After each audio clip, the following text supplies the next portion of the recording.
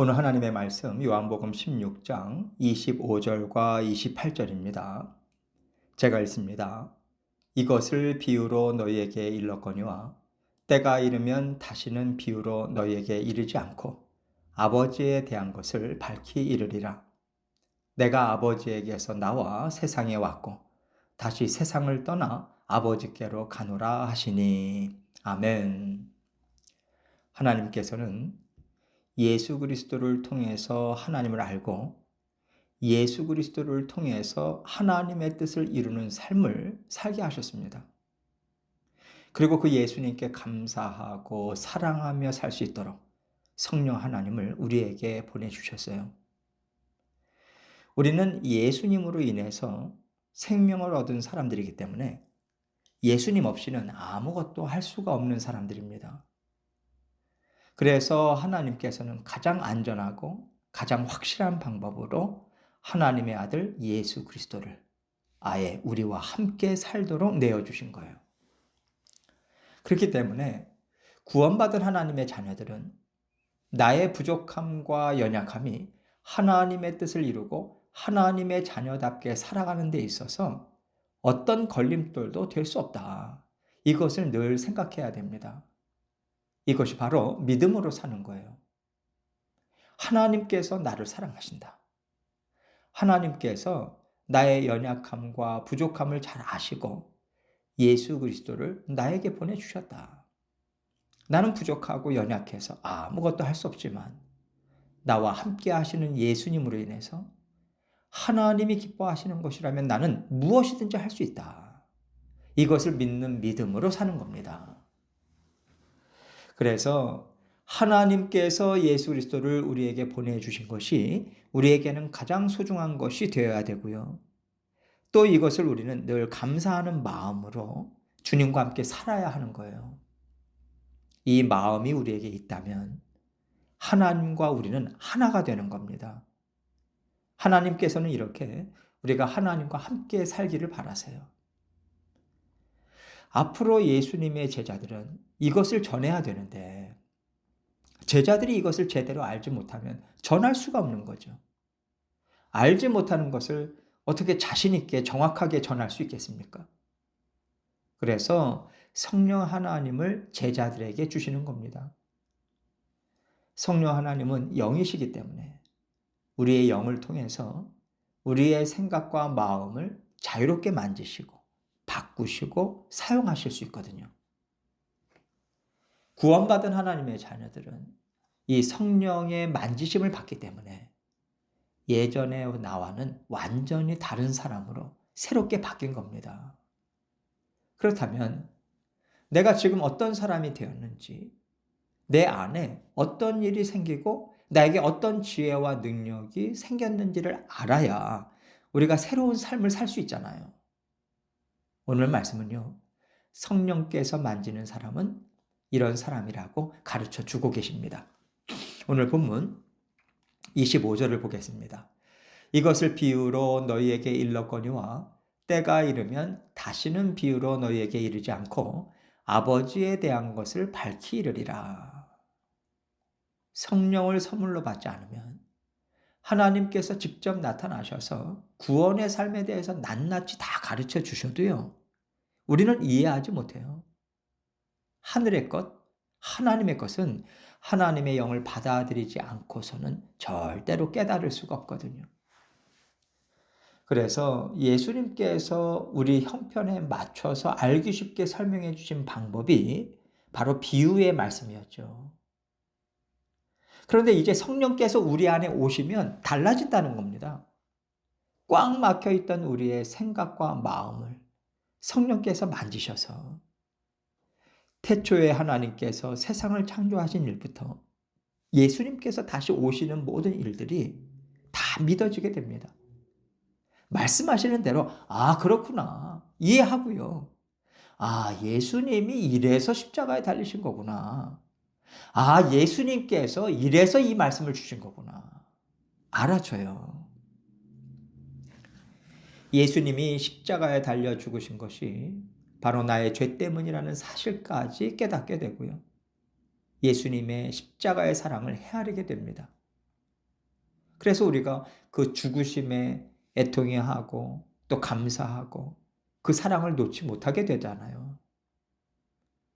이 모든 일들이 다 성령께서 내 안에서 하시는 일이고요. 이것이 성령께서 아버지에 대한 것을 밝히 알게 하시는 겁니다. 이 일을 성령께서 제자들에게 하셨어요. 베드로, 바울, 빌립 이런 사람들이 어떻게 달라졌는지 여러분도 다 아시잖아요. 성령께서 특별히 그들만을 위해서 하신 일이 아닙니다.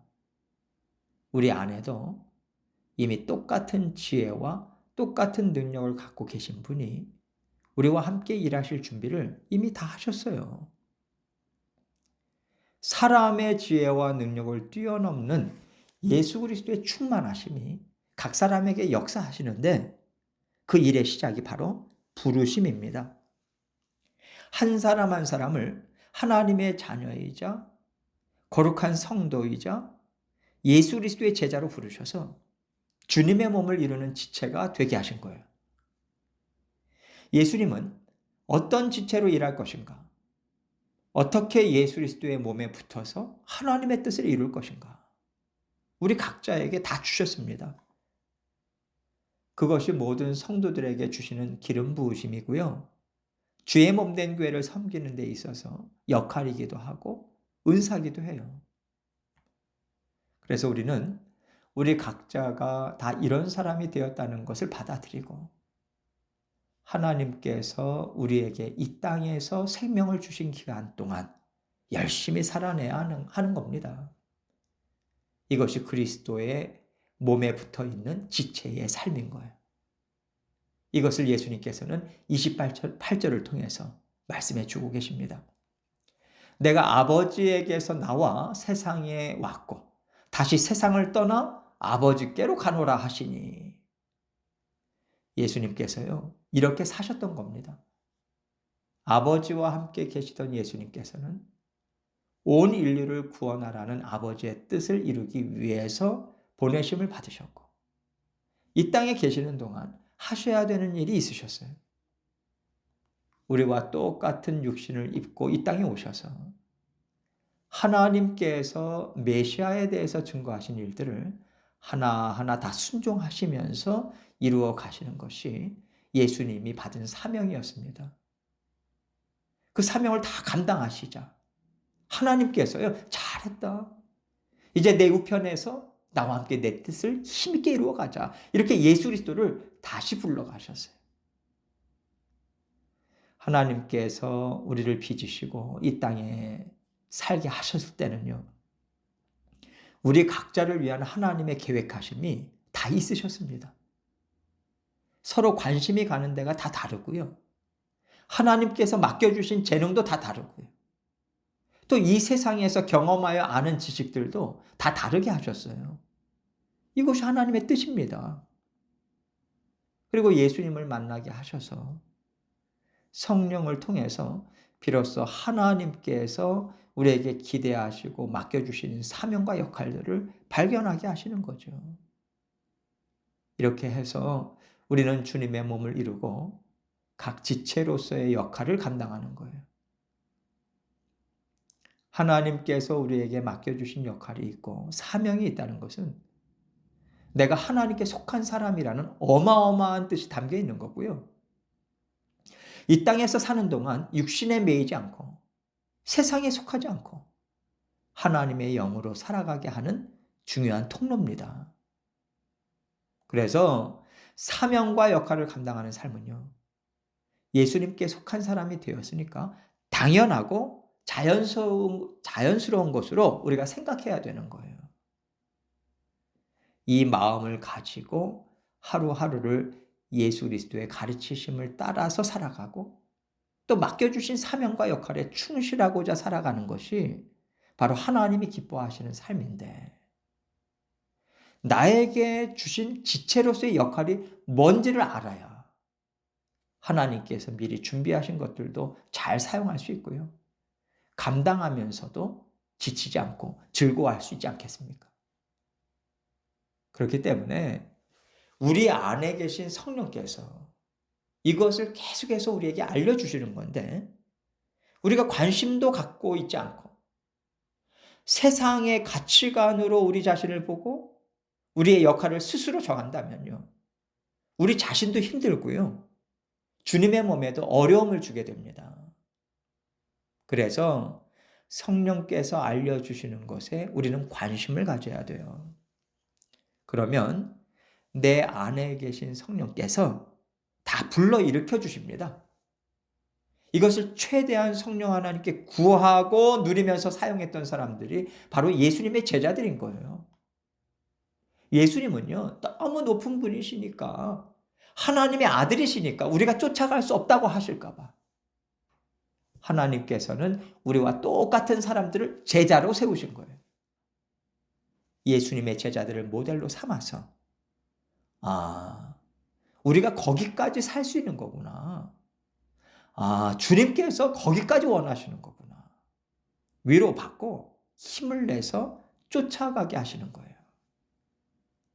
베드로는 신학을 공부한 적도 없어. 종교 지도자도 아니야. 아는 것이 너희보다 없어. 그런데도 이렇게 하지 않냐. 이것은 베드로가 한 게 아니야. 성령 하나님께서 하신 거야. 너희도 할 수 있어. 이것을 보여주시는 거죠. 문제는요, 우리가 원하는가? 내가 사모하는가? 이겁니다. 우리가 하나님 앞에 서는 날도 하나님께서 보시는 것도 이거예요. 너가 일을 얼마나 많이 했냐? 이게 아닙니다. 얼만큼 사모했냐? 이것을 보시는 거예요.